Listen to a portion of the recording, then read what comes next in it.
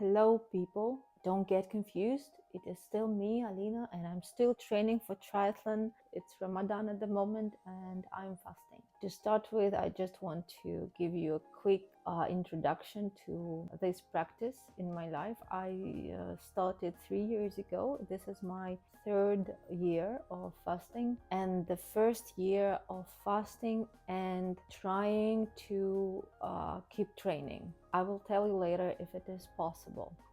So first of all, I've purchased a ticket for my first race. It's going to be in Philippines in August.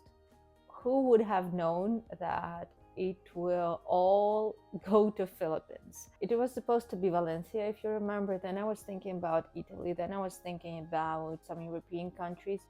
Then I also was thinking about Vietnam or Thailand or even the UAE and Japan. Actually, it was the preferable destination for me, but for some reason, Japan canceled the race. I had to choose between Vietnam and Philippines. I decided to go for August and choose Philippines.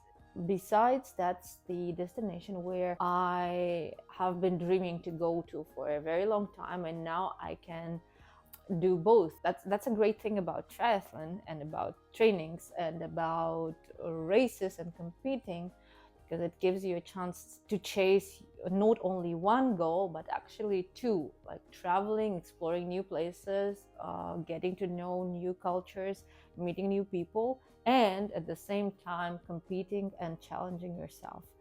Now I know exactly what day I am training for, what event I'm training for, and I'm counting.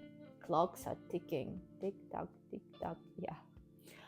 And that is actually one of the main reasons why I decided to combine fasting and trainings. In fact, it is not the best idea, I would say, because fasting in Islam is supposed to be beneficial for people, but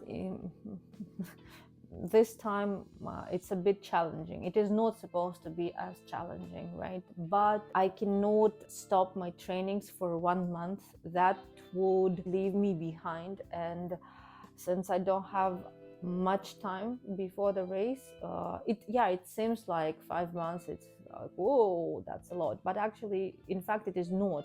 Since I'm now working on my base, it's going pretty slowly. However, swimming is getting better and my swimming pace is really getting better. I have cut about like 40 seconds per 100 meters. Now my average pace is around 217, which is a really good result for me. 2 months ago, it was 250, something like 250 to 40. I can see the progress in swimming, yet not so much in running or cycling. But cycling is getting easier, though, I have to admit. Another news I wanted to share with you, also a very important thing. You remember in my previous video, which I recorded before New Year's, sorry.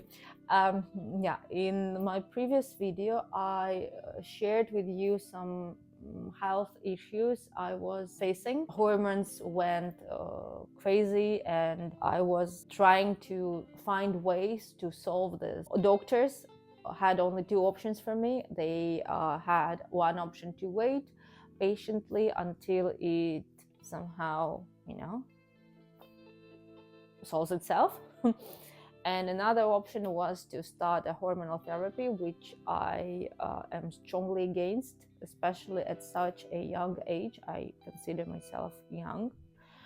And I decided to do my own research. And my own research, the 21st century, right? It started in YouTube. And it started on one of my favorite podcasts of Andrew Huberman, who is a neuroscientist, and he has his own podcast. He invites people, he interviews a lot of doctors, a lot of scientists, businessmen, and etc. Very interesting interviews in general. Specifically, one interview was a game changer for me. It was an interview with a doctor from Australia. I don't remember her surname, but her name is Stacy. Yeah. I will leave the link in the description to this video, and I will try to also attach the link somewhere here. I highly recommend watching this video. It is a long one. It is around 2 hours. It took me 1 or 2 weeks to finish. It has changed a lot for me. I mean, maybe you already know all these things, and maybe I was completely left behind. But for me, I found a lot of new things. Dr. Stacy is a scientist, and she is studying women and women health and women in sports and women performance in sports, and how women are different from men, which is, as far as I understand, it's quite a fresh approach, because before that, okay, yeah, we all know that men and women are different, but I had never heard that they were so different that they needed different training approaches and different training routines and different nutrition plans. So what I found out and what was useful for me in that podcast, I had a very bad habit of training in the morning without on an empty stomach.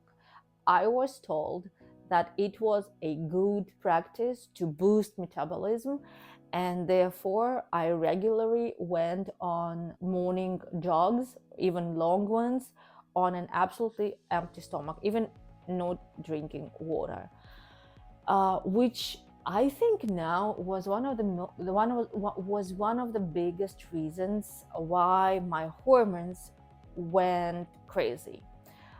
Because as the doctor says, she says that even about 1 or 2 weeks of training like that can lead to dramatical changes in hormone levels. That was the first thing which was very new for me, and I found out that actually women are naturally built for endurance training. Our endurance muscles are better developed than men's, whilst men have very good muscles like for strength activities, and they don't need to work as hard on their strength as they have to work on their endurance, and vice versa for women. And another thing is that women have better metabolism, and there is no reason to boost it.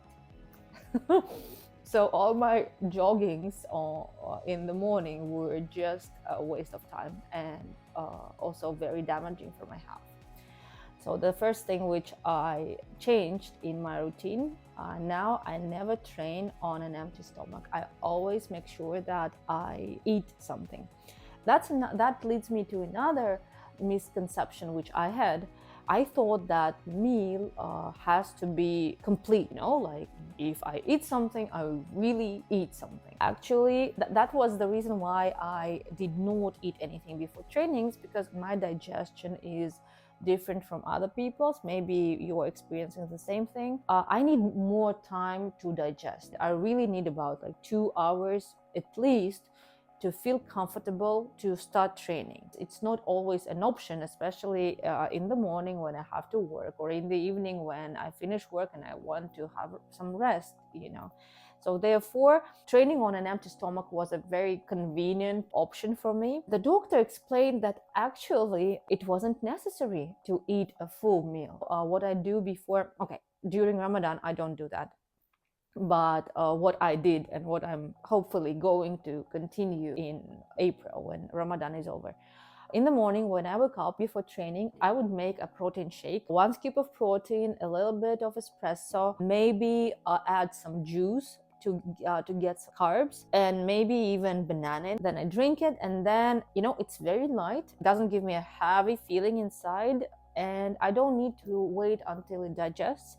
I can go straight to a jog or to cycle. When my body gets nutrition, my hypothalamus sends the signal to my body that everything is fine. I'm not dying. We are not in a critical phase. Everything is fine. Another thing which I learned is that women have only 1 hour after the training to get protein. Unlike men have around 3 hours. Women are different. So we have around 60 minutes to get protein after the training. It is very important, and it can be combined with carbs, like it can be in an actual meal. And speaking of protein and how much is enough, Dr. Stacy also mentions that the older we get, the more protein we need to take, because some of it will not digest, and in order to make sure that we get enough, we need to sometimes overtake it. Maybe not in my age, but after 40 plus, it becomes a very useful practice.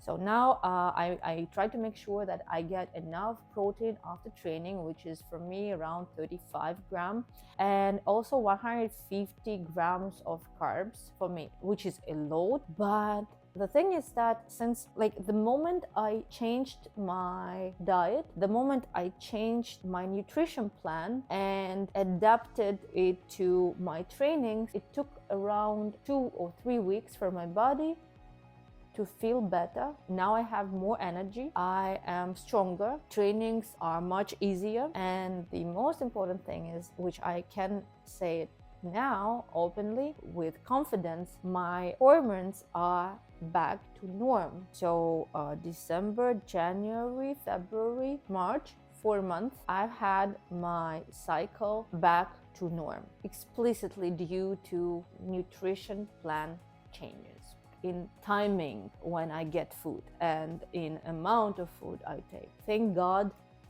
there is such a great resource as YouTube, where anybody who has an access to the internet can get any information they need. You know, whatever you need, you can find anything there.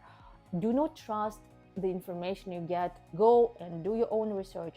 I did it, like, after the of course I did not follow all Dr. Stacy advice right after the podcast. Actually, I watched the podcast and then I googled her, I found her works, I started studying her works. Only after that, it was clear to me that she is a serious scientist. She knows what she's talking about. That led me to the idea of changes that brought me where I am at the moment. I am very, very grateful for her. I'm very grateful for Andrew Huberman's podcast, and I'm very grateful for my parents who motivated me to learn English so I can get this information from people without the necessity to wait until it is translated to my mother tongue. One more thing connected to that podcast, it motivated me to start strength trainings. Now I have 3 additional strength workouts in gym. That is also a great change for me, because I was never a fan of lifting. Now I lift, I enjoy it, I see the progress, I see how my body changes, I see how my body reacts on cardio trainings after strength trainings. Overall, 2 hours I spent on watching this podcast, and about maybe 4 hours which I spent on studying different researches of Dr. Stacy. They paid off so much already. I'm super grateful. I can't thank you enough. I'm just sending my thanks to the universe, because I'm really, really grateful for that. Next, Ramadan. Is it possible to train during Ramadan? Is it possible to keep intensively training 10 plus hours a week during Ramadan? I'm living example that yes, it is possible, but it is challenging. I took one day off. I just felt that I didn't have enough sleep, and I felt that I needed a rest, and I gave it to myself. When Ramadan started, I promised myself that if I felt bad, I would stop, or at least I would give myself a break. So I did. Now I feel all right. The most important things to consider, to really be careful about, is to have enough sleep, which is quite difficult if you are a working person and if you are a person who doesn't live in Arabic country. It is not as easy to balance work, Ramadan, training, resting time, but it is possible. However, it is still tough. I sleep around 3 or 4 hours at night, and then if I have time, I can sleep 2 more hours in the morning, or maybe take a nap during the day. if it's possible. Still not enough, but it's better than nothing. I make sure that I eat properly in the morning, and I really load myself in carbs, in protein, and in fats. And water. I drink a lot of water in the morning. I drink around 1.5 liters of water. Yes, I try to wake up earlier so I can start drinking earlier, and then I can eat, and then I can give myself a chance to digest a little bit and then drink a little bit more before the morning prayer. It works. I do not train in the morning because otherwise, like if I do, then either I have to really train at 2 a.m., which is a bit insane, I guess, or I have to train after breakfast, and then it means I can't get enough protein, I can't get any protein or carbs, even water, which is more damaging for my health than lack of sleep. So therefore, all my trainings go in the evening. It's also not the best idea, but it works. I just eat a couple dates, I drink water, and then I make sure that I eat food very high in carbs, like banana. I also use this, gels, especially for long cardio trail sessions. So I drink water, eat a date, pray, then eat a couple more dates, some dry fruits, maybe nuts. Okay, nuts are high in protein and fat, which is not the best idea before the training, but I do eat nuts. Just a few, around 15 grams. I eat a banana and drink sweet yogurt. Usually I do not drink this kind of things, but here it works so well. It really gives me energy to do cardio sessions. Then I wait around 15 minutes to digest a little bit. After that, I go on training. After the training, I get my proper meal. This way works for me. It's been 19 days since Ramadan started, and you see, I'm still here. I'm still alive. My performance hasn't decreased. Maybe even it is improving just a little bit. Of course, I'm tired. I am a bit exhausted, but again, I gave myself a chance to have a rest a couple days ago. Hope I can manage 10 days. We have only 10 days left, and then I will go back to my normal routine. Of course, it is not the best idea to fast and to train intensively. Of course, it would be much better just to cut down trainings and focus more on fasting. But again, the race is approaching, time is ticking. I have to do my best to balance between these things. That's it for now. I can't promise, guys, but if you find my podcast useful and if you really like what I'm doing, if anything of what I say is useful, if I somehow motivate you, then what I'm doing is worth it. I would really appreciate if you leave your comments, like, and subscribe. Just let me know somehow that what I'm doing is important for you. Otherwise, I will keep doing it just for myself. See you hopefully soon. Have a very good week. Thank you very much.